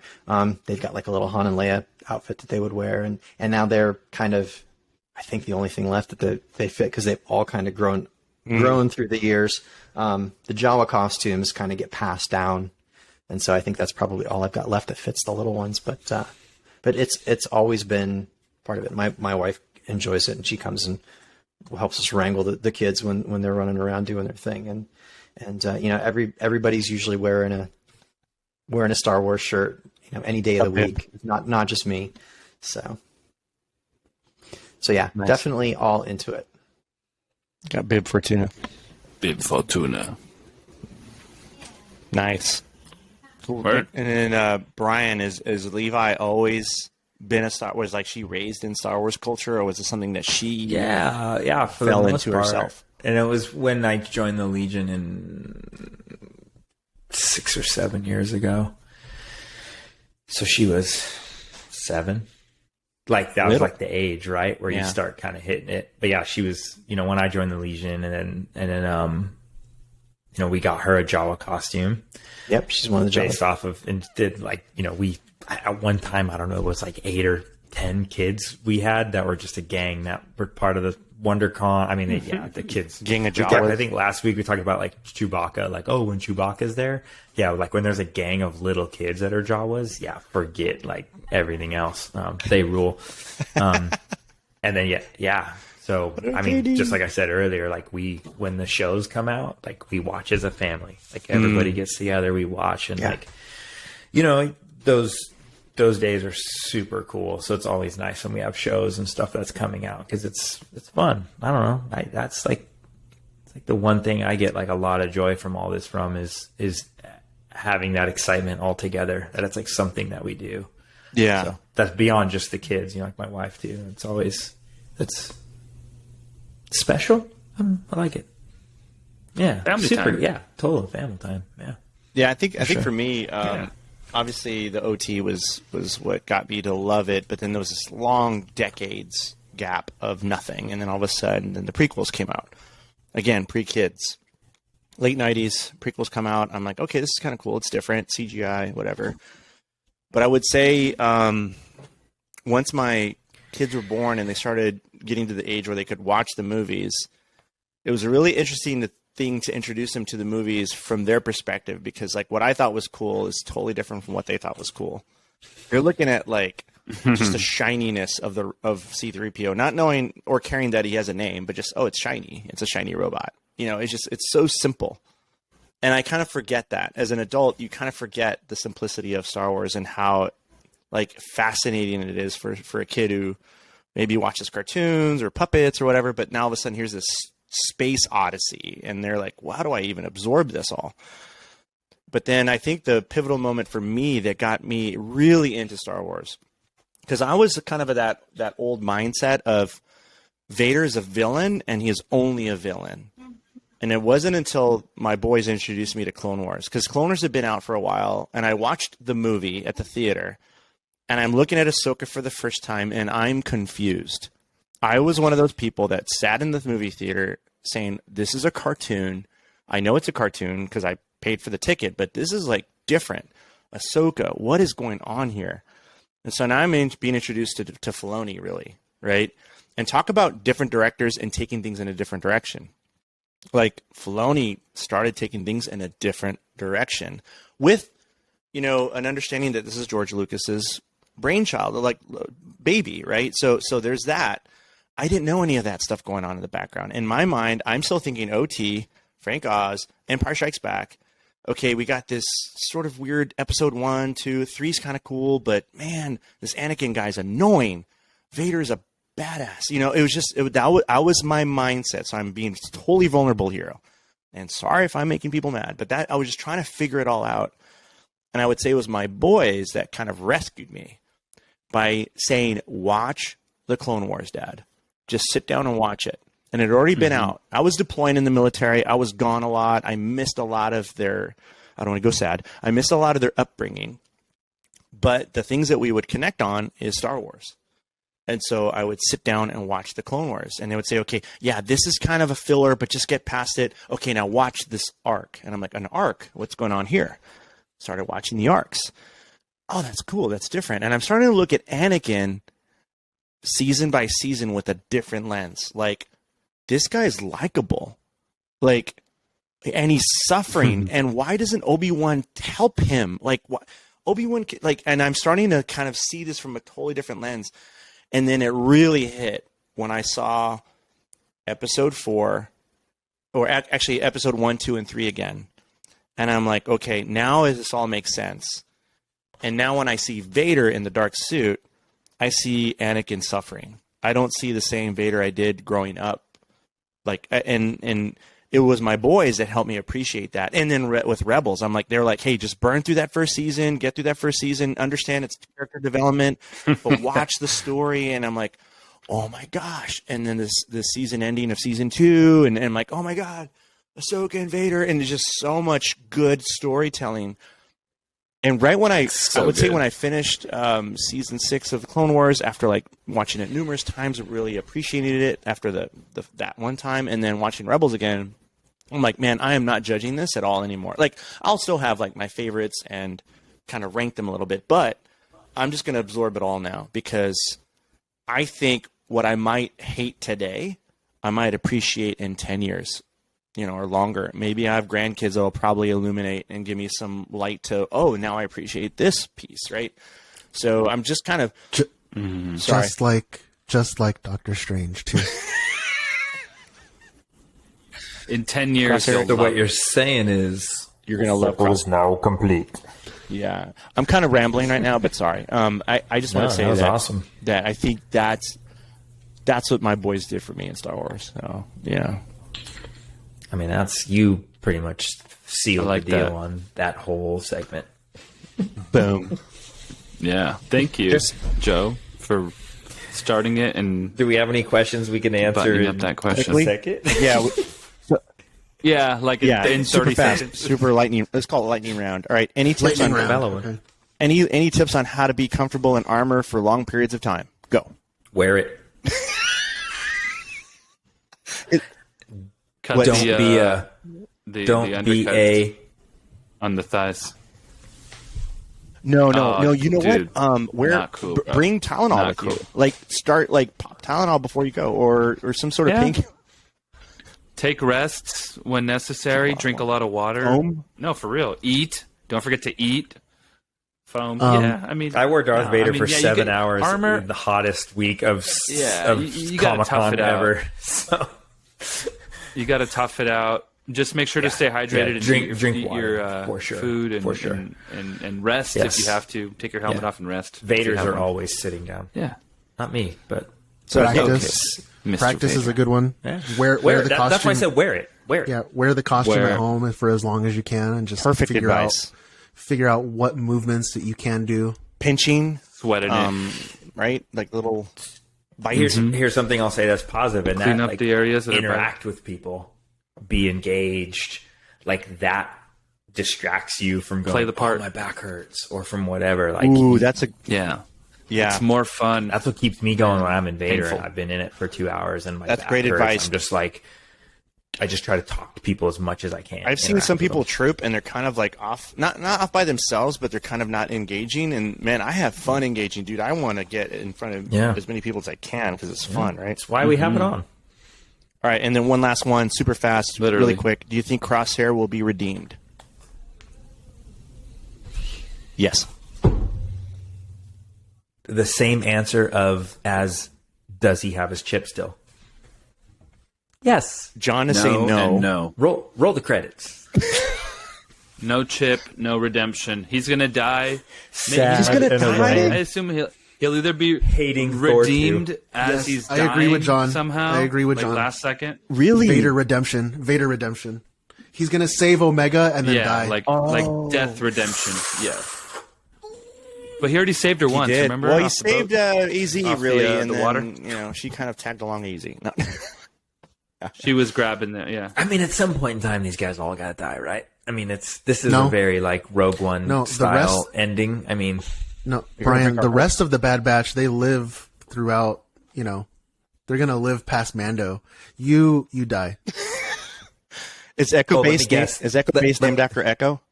let me No. guess, they're background characters in Return of the Jedi. No, they were They're in the forest. They're in the at forest Battle with of Old Endor, Man yeah. Rex. Yeah, they're just normal guys now. They're regs. Yeah. Hunter's in the back. He's So just got those last two makeup over his questions. tattoo. Kira_Machado and then Beetle Cutie99. Thanks for your questions. And then the original question from the kids was Brent O'Bart. We're done. I wanted to say Henry's Creations. That was the guy that made my Stormbreaker files. Thank you. Stormbreaker. Oh, You're where's right. he from? It's I don't know flags. Yes, España. Great files. Henry's Creations. Henry Creations. Henry. Dang, we made it through all of A New Hope. Look at the back of John's thing. That was, dude. Stay on We're target. at the Death Star. Stay on target. Oh, This damn. is a long This episode. You're all clear, kid. Like a 2-hour. We could break it Now up. let's blow this thing and go home. Well, guys, I think that pretty much does it for episode 4. Thank you for listening to us. If you like what we do, follow us and leave us a good review on your podcast app. You can email us questions at dadbatchpod@gmail.com. And you can follow me on the socials. I think I have Instagram and Twitter at stevie.kicks. John, where can people find you? At Alpha Ignition. And Joe? At tech.badbatch. And Brian? At sithing.ain't.easy. And Raimi, do you want people to find you? Just say no. You're muted. Muted. You're muted, buddy. Follow Dad Batch Podcast.